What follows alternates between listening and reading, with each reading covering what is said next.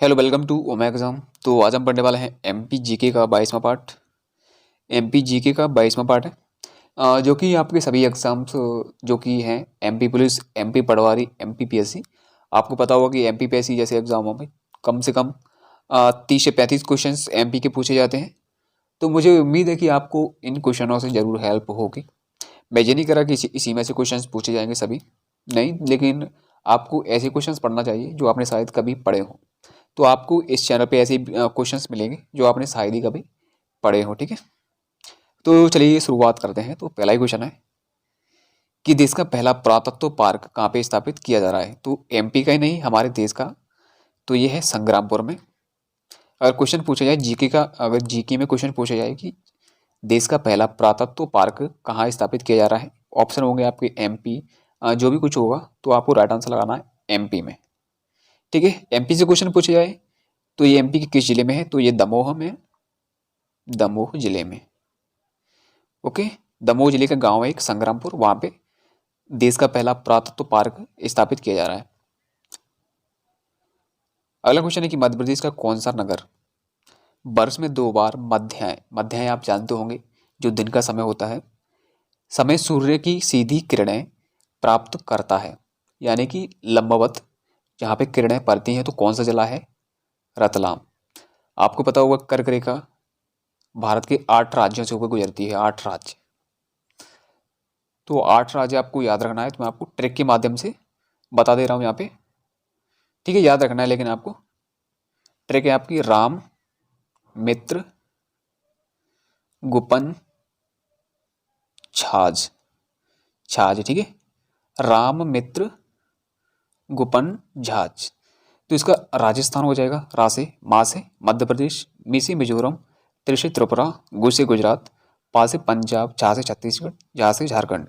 तो ये 8 राज्यों से होकर कर्क रेखा गुजरती है, जिसमें से एक है मध्य प्रदेश। ये मध्य प्रदेश है, ठीक है। तो मध्य प्रदेश की 14 जिलों से होके ये कर्क रेखा गुजरती है, तो 14 जिलों में रतलाम भी शामिल है, जहाँ पे वर्ष में 2 बार मध्याह्न यानी कि दिन के बीच के समय में सूर्य की सीधी रेखाएं लंबवत पड़ेगी, सॉरी लंबवत पड़ती हैं, ठीक है। क्वेश्चन पूछे जाए कहाँ पे है, रतलाम जिले में। अगर क्वेश्चन पूछा जाए कि राजधानी भोपाल से, ये कई बार क्वेश्चन आ चुका है, भोपाल से कर्क रेखा कितनी दूर है, तो 33 किलोमीटर दूर है, 33 किलोमीटर दूर है। अगला क्वेश्चन तीसरा है, कर्क रेखा को जमीन पर कहाँ की वैज्ञानिकों ने उकेरा था या फिर बनाया था, आप कुछ भी कह सकते हो। तो सबसे बड़ा सहयोग था मध्य प्रदेश के वैज्ञानिकों का, जिन्होंने 2003 में उकेरा था, ठीक है। चौथा क्वेश्चन है कि मध्य प्रदेश में पचमढ़ी का प्राचीन नाम क्या है। पचमढ़ी आपको पता होगा होशंगाबाद जिले में, होशंगाबाद में है। आपके ऑप्शन क्या होंगे, पांचालगढ़ इसका प्राचीन नाम है, ठीक है, जो कि सतपुड़ा की पहाड़ियों में आपको कहीं ना कहीं आपने पढ़ा होगा। और पांचवा क्वेश्चन है कि मध्य प्रदेश सरकार ने मत्स्य पालन को कृषि का दर्जा कब दिया था। तो कब दिया था, तो 1997 में। इससे पहले इसको मत्स्य पालन, मछली पालन को कृषि में शामिल नहीं किया जाता था। अरे क्वेश्चन पूछा जाए कि मत्स्य पालन को किस वर्ग में शामिल किया जाता है, तो कृषि वर्ग में इसको शामिल किया जाता है, ताकि किसान जागरूक हो सकें और मछली पालन को प्रोत्साहित, या फिर मछली पालन का जो भी धंधा होता है या जो भी कृषि होती है खेतों में इसको पालने की, तो वो की जाए 1997 में, ठीक है। और क्वेश्चन पूछा जाए कि मत्स्य पालन नीति कब लागू हुई थी, घोषित हुई थी, अगस्त 2008 में, 22 अगस्त, याद रखना 22 अगस्त 2008 को। छठवां क्वेश्चन है कि देश के किस राज्य में सारंगी केंद्र स्थापित है। तो ये मध्य प्रदेश है, यहाँ पे सारंगी का जो बहुत बड़ा उत्सव होता है। तो सारंगी एक वाद्य यंत्र है, तो ये मध्य प्रदेश में बजाया जाता है, मनाया जाता है, बजाया नहीं जाता, ठीक है। तो ये देश का, एमपी का नहीं, देश के किस राज्य में सारंगी केंद्र स्थापित है, तो मध्य प्रदेश में। सातवां क्वेश्चन है कि प्रदेश सरकार ने 2008 में किस स्थान को धार्मिक पर्यटन स्थल घोषित किया था 52 गजा को, जहाँ पे भगवान आदिनाथ की मूर्ति स्थापित है। आदिनाथ की मूर्ति, क्वेश्चन पूछा जाता है कि आदिनाथ की मूर्ति कहाँ पे है? 52 गजा। और 52 गजा कहाँ पे है? बड़वानी में, बड़वानी जिले में अवस्थित है। ठीक है, शिवराज सिंह चौहान ने 2008 में धार्मिक पर्यटन स्थल इसको घोषित किया था 52 गजा को। 8वां क्वेश्चन है कि प्रोजेक्ट मुस्कान का संबंध किससे है? तो प्रोजेक्ट मुस्कान की शुरुआत स्वास्थ्य के लिए की गई थी।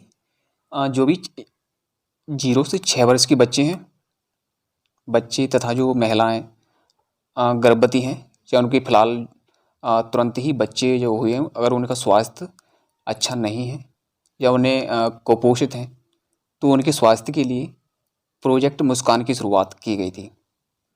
तो याद रखना आप। 9वां क्वेश्चन है कि कॉल बेड मीथेन गैस पाई जाती है। तो ये पाई जाती है शहडोल में, शहडोल की खदान है। शहडोल की जो भी खदान है वहाँ पे ये पाई जाती है, जहाँ पे हाल ही में रिलायंस कंपनी ने अपना प्लांट लगाया है, मीथेन प्लांट। क्वेश्चन पूछा जा सकता है कि किस कंपनी ने शहडोल में मीथेन प्लांट लगाया है? तो रिलायंस कंपनी ने। आखिरी क्वेश्चन है 10वां क्वेश्चन है कि नर्मदा नदी पर सबसे बड़ा बांध कौन सा है? तो जाहिर सी बात है सरदार सरोवर बांध है, जो कि गुजरात की बड़ौदा में स्थित है। गुजरात की बड़ौदा में क्वेश्चन पूछा जाता है। बड़ौदा गांव देवरिया गांव, ठीक है, देवरी गांव में ये स्थित है, जो कि दुनिया का दूसरा सबसे बड़ा बांध है। किस नदी पे? नर्मदा नदी पे क्वेश्चन पूछा जाता है कि सरदार सरोवर किस नदी पे? नर्मदा नदी पर। वरना ये किस जिले में है? तो ये है रायसेन में, रायसेन में। तिगरा ग्वालियर, जो कि सांक नदी पर बना हुआ है। किस नदी पे है? सांक नदी, सांक। बरगी जबलपुर, बरगी कहाँ पे है? जबलपुर। किस नदी पे? नर्मदा। याद रखना। तो ये थे हमारे आज के क्वेश्चंस। उम्मीद है आपको सभी क्वेश्चंस थोड़े बहुत नॉलेजेबल लगे होंगे। अगर आपको वीडियो थोड़ा भी अच्छा लगता है तो लाइक और जो भी कुछ उसके होता है सब्सक्राइब वगैरह कर लेना, ठीक है।